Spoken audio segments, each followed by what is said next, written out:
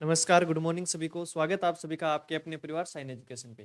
तो आज हम डिस्कस करने वाले हैं 24 जनवरी के करंट अफेयर के बारे में। तो आज के इंपॉर्टेंट और सुर्खियों बने हुए जितने भी क्वेश्चन हैं वो सारे के सारे हम इस वीडियो में डिस्कस करने वाले हैं। तो क्लास इंपॉर्टेंट होने वाली है, तो शुरू से लेकर लास्ट तक जरूर देखना। और जिसको इस क्लास की पीडीएफ फाइल चाहिए वो टेलीग्राम चैनल ज्वाइन कर लेना, जिसकी लिंक इस वीडियो के डिस्क्रिप्शन में दे दी जाएगी। तो देखो, हमारे इंपॉर्टेंट क्वेश्चनों में सबसे पहला क्वेश्चन है, हाल ही में भारत और किस देश के बीच संयुक्त विशेष बल अभ्यास चक्रवात शुरू हुआ है? तो इसका आंसर क्या हो जाएगा? किस देश के बीच हुआ है? एक देश हो गया भारत और दूसरा है मिस्र, यानी ऑप्शन 2 हमारा यहाँ पे करेक्ट आंसर हो जाएगा। भारत मिस्र संयुक्त विशेष बल अभ्यास चक्रवात 22 जनवरी को मिस्र के अंसास में शुरू हुआ है। जगह का नाम है, ये याद रखना, अंसास में शुरू हुआ है। यह 11 दिवसीय द्विपक्षीय अभ्यास 1 फरवरी तक चलेगा, यानी 22 जनवरी से स्टार्ट होके 1 फरवरी तक ये चलने वाला है। भारतीय सेना के विशेष बल जिसमें 25 कर्मी शामिल हैं, इसमें भाग ले रहे हैं। अभ्यास का पहला संस्करण 2023 में भारत में आयोजित किया गया था। यानी इसका जो पहला संस्करण हुआ था वो कहाँ पे आयोजित किया गया था? भारत के अंदर। कब? 2023 में। आगे देखो, भारत की पैराशूट रेजिमेंट यानी विशेष बल भारतीय सेना भारतीय दल का प्रतिनिधित्व कर रही है, और इसके साथ ही मिस्र की टुकड़ी भी शामिल है, जिसमें मिस्र के कमांडो स्क्वाड्रन और मिस्र के एयरबोर्न प्लाटून द्वारा प्रतिनिधित्व किए गए 25 कर्मी इसमें शामिल हैं। अब इस अभ्यास का उद्देश्य देखते हैं।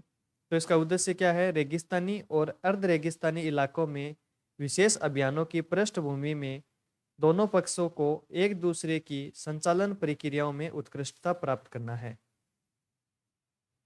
अगला क्वेश्चन है, जनवरी 2024 में भारत नाइजीरिया संयुक्त आयोग की छठी बैठक का आयोजन कहाँ किया गया? यानी छठी बैठक है वो कहाँ आयोजित की गई? तो इसका आंसर क्या हो जाएगा? अबूजा में, यानी ऑप्शन 1 यहाँ पे करेक्ट हो जाएगा। ये अबूजा नाइजीरिया की राजधानी है। देखो, विदेश मंत्री एस जयशंकर ने 22 जनवरी 2024 को भारत और नाइजीरिया के संयुक्त आयोग की छठी बैठक में भाग लिया। यह बैठक नाइजीरिया के अबूजा में आयोजित की गई थी। छठी संयुक्त बैठक आयोग की बैठक सह अध्यक्षता डॉक्टर जयशंकर और उनके नाइजीरियाई समकक्ष यूसुफ मेतामा तुगर ने की। अब बात करते हैं हम नाइजीरिया की। तो देखो, नाइजीरिया की राजधानी अबूजा, मुद्रा नाइजीरियाई नायरा, और राष्ट्रपति कौन है? बोला अहमद टिनुबू। तो ये नाम भी याद रखना। नेक्स्ट क्वेश्चन है, हाल ही में भारत के किस राज्य में अभ्यास खंजर का आयोजन किया गया? कौन सा अभ्यास है ये? अभ्यास खंजर। तो कहाँ पे किया गया? तो आंसर क्या हो जाएगा? हिमाचल प्रदेश, यानी ऑप्शन 3 यहाँ पे करेक्ट हो जाएगा। भारत किर्गिस्तान का 11वां संयुक्त विशेष बल अभ्यास खंजर हिमाचल प्रदेश के बकलोह स्थित विशेष बल प्रशिक्षण स्कूल में प्रारंभ हो गया है। तो ये किस किस देश के बीच का है? तो आंसर हो जाएगा भारत और किर्गिस्तान। और ये 11वां संयुक्त विशेष ये अभ्यास है जिसका नाम है खंजर, और हिमाचल प्रदेश के बकलोह स्थित ये प्रशिक्षण स्कूल है, यहाँ पे ये शुरू हुआ है। खंजर अभ्यास 22 जनवरी से 3 फरवरी 2024 तक ये चलने वाला है। 20 कर्मियों वाले भारतीय सेना के दल का प्रतिनिधित्व पैराशूट रेजिमेंट के सैनिकों द्वारा किया जा रहा है, जबकि किर्गिस्तान दल में 20 कर्मियों का प्रतिनिधित्व स्कॉर्पियन ब्रिगेड द्वारा किया जा रहा है। नेक्स्ट देखो, आगे दे रखा है, दोनों देशों के मध्य इस अभ्यास का आयोजन वर्ष 2011 से किया जा रहा है। यानी शुरू कब हुआ था? ये 2011 से, और अभी तक कंटिन्यू ये चलता आ रहा है। हर साल ये होता है। यह 2 सप्ताह लंबा खंजर सैन्य अभ्यास मुख्य तौर पर ऊंचाई वाले तथा पहाड़ी क्षेत्रों और आतंकवाद एवं उग्रवाद पर केंद्रित होता है। अब बात आई किर्गिस्तान की, तो इसके बारे में भी हम देखते हैं। राजधानी है बिश्केक, मुद्रा किर्गिस्तानी शोम, और प्रधानमंत्री अकिलबेक जापारोव। अगला क्वेश्चन है, हाल ही में प्रधानमंत्री ने सौर ऊर्जा के लिए किस योजना को शुरू करने के लिए एक बैठक की अध्यक्षता की? तो अभी कौन सी योजना के बारे में डिस्कस चल रहा था? तो इसका आंसर हो जाएगा प्रधानमंत्री सूर्योदय योजना, यानी ऑप्शन 2 यहाँ पे करेक्ट होने वाला है। प्रधानमंत्री ने 1 करोड़ घरों में छत पर सौर पैनल स्थापित करने के उद्देश्य से प्रधानमंत्री सूर्योदय योजना शुरू करने के लिए 22 जनवरी को एक बैठक की अध्यक्षता की। प्रधानमंत्री सूर्योदय योजना 40 गीगावाट छत सौर क्षमता के लक्ष्य को प्राप्त करने के उद्देश्य से एक नई पहल शुरू होने वाली है। कुल सौर क्षमता के मामले में राजस्थान 18.7 गीगावाट के साथ सूची में सबसे आगे हैं और इसके बाद 10.5 गीगावाट के साथ गुजरात यानी 2 नंबर पे। यानी सौर ऊर्जा की बात हो रही है तो 1 नंबर पे कौन है? राजस्थान 18.7 गीगावाट के साथ में, और 2 नंबर पे है गुजरात 10.5 गीगावाट। अब बात करते हैं छत पर सौर ऊर्जा क्षमता के मामले में गुजरात 2.8 गीगावाट के साथ टॉप पे है, जबकि महाराष्ट्र 1.7 गीगावाट के साथ दूसरे स्थान पर। नेक्स्ट देखो, हाल ही में तीसरा दक्षिण शिखर सम्मेलन कहाँ आयोजित किया गया? तो इसका आंसर क्या हो जाएगा? युगांडा में, यानी ऑप्शन 4 यहाँ पे करेक्ट हो जाएगा। तीसरा दक्षिण शिखर सम्मेलन 20 से 23 जनवरी 2024 तक युगांडा के कंपाला में किसी को पीछे न छोड़ना विषय पर आयोजित किया गया था। तीसरा दक्षिण शिखर सम्मेलन अधिक प्रतिस्पर्धी दुनिया में जिस स्वतंत्र के समूह के 134 सदस्य देशों के बीच सहयोग में ऊर्जा लाने का एक मंच है। भारत की ओर से विदेश राज्य मंत्री वी मुरलीधरन ने तीसरे दक्षिण शिखर सम्मेलन के उद्घाटन सत्र में भाग लिया। अब ये तो है तीसरा। अब बात करते हैं पहला दक्षिण शिखर सम्मेलन कब हुआ था? तो 10 से 14 अप्रैल 2000 को हवाना क्यूबा में आयोजित किया गया था। ये हो गया पहला। और दूसरे की बात करें तो दूसरा शिखर सम्मेलन 12 से 16 जून 2005 को हेल्डा कतर में आयोजित किया गया था। और तीसरा अभी ये युगांडा कंपाला के अंदर ये आयोजित हुआ है। नेक्स्ट देखो, जनवरी 2024 में किस देश ने अपने स्कूलों में हिंदी को विश्व भाषा के रूप में पढ़ाने का निर्णय लिया है? तो ये कौन सा देश है? आंसर हो जाएगा अमेरिका, यानी ऑप्शन 2 यहाँ पे करेक्ट हो जाएगा। कैलिफोर्निया में पहली बार लोकप्रिय सिलिकॉन वैली के 2 सरकारी स्कूल पहली बार अपने पाठ्यक्रम में विश्व भाषा के रूप में हिंदी को शामिल करेंगे। इसके लिए 17 जनवरी 2024 को 4-1 वोट से मतदान किया गया था।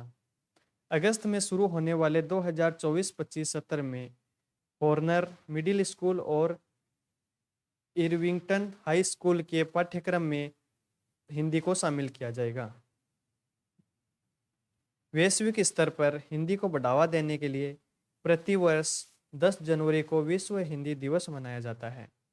इस वर्ष 2024 में हिंदी दिवस की थीम क्या थी? हिंदी, पारंपरिक ज्ञान और कृत्रिम बुद्धिमत्ता को जोड़ना।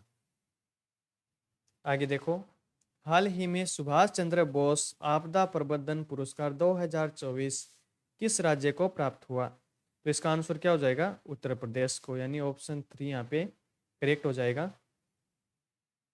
सुभाष चंद्र बोस आपदा प्रबंधन पुरस्कार 2024 ने उत्तर प्रदेश के 60 पैराशूट फील्ड हॉस्पिटल को आपदा प्रबंधन में उनकी असाधारण सेवा को मान्यता देते हुए सम्मानित किया। ये प्रतिष्ठित पुरस्कार भारत सरकार द्वारा स्थापित किए जाते हैं। यह पुरस्कार आपदा प्रबंधन के प्रति व्यक्तियों और संगठनों के निस्वार्थ योगदान और समर्पण का जश्न मनाते हैं। नेक्स्ट क्वेश्चन है, हाल ही में हमारा संविधान हमारा सम्मान हमारा सम्मान अभियान का उद्घाटन किसके द्वारा किया गया? तो इसका आंसर क्या हो जाएगा? जगदीप धनखड़ के द्वारा, यानी ऑप्शन 2 यहाँ पे करेक्ट हो जाएगा। उपराष्ट्रपति श्री जगदीप धनखड़ ने गणतंत्र भारत के 75 वर्ष पूरे होने के उपलक्ष्य में हमारा संविधान हमारा सम्मान का उद्घाटन किया।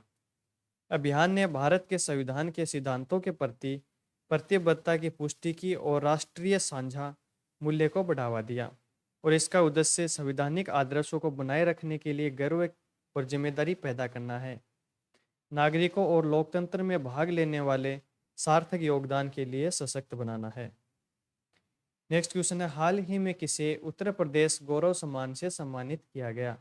तो देखो, पहला ऑप्शन है doctor Ritu Karidhal Srivastava, second option है नवीन तिवारी, तीसरा है रमेश यादव और चौथा है एक और दो दोनों।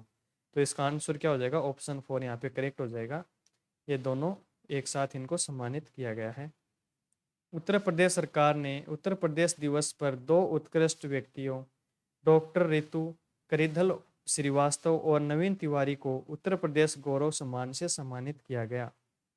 प्रख्यात वैज्ञानिक डॉक्टर रितु ने चंद्रयान मिशन में महत्वपूर्ण योगदान दिया था और वहीं पे नवीन तिवारी को मशहूर पत्रिकाओं में पिक्चर के जरिए पहचान मिली है।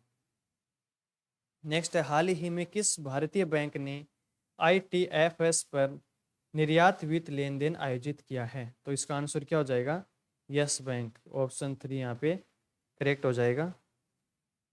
Yes Bank RXIL Global IFSC Limited के international trade financing services platform पर निर्यात वित्त लेन देन निष्पादित करने वाला पहला भारतीय बैंक बन गया है।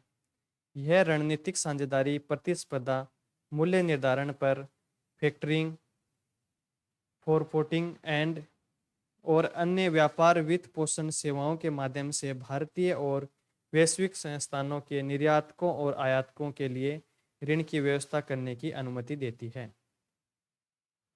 अगला क्वेश्चन देखो, हाल ही में किस भारतीय खिलाड़ी ने ग्रैंड प्रिक्स डी फ्रांस में कांस्य पदक जीता है? तो इसका आंसर क्या हो जाएगा, रवि कुमार दहिया, यानी ऑप्शन 1 यहाँ पे करेक्ट हो जाएगा।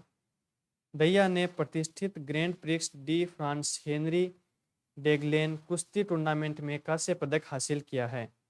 दहिया ने कजाकिस्तान के केरात अमीरताएव पर 10-4 की शानदार जीत के साथ पुरुषों की 61 kg फ्री स्टाइल में कांस्य पदक जीता है।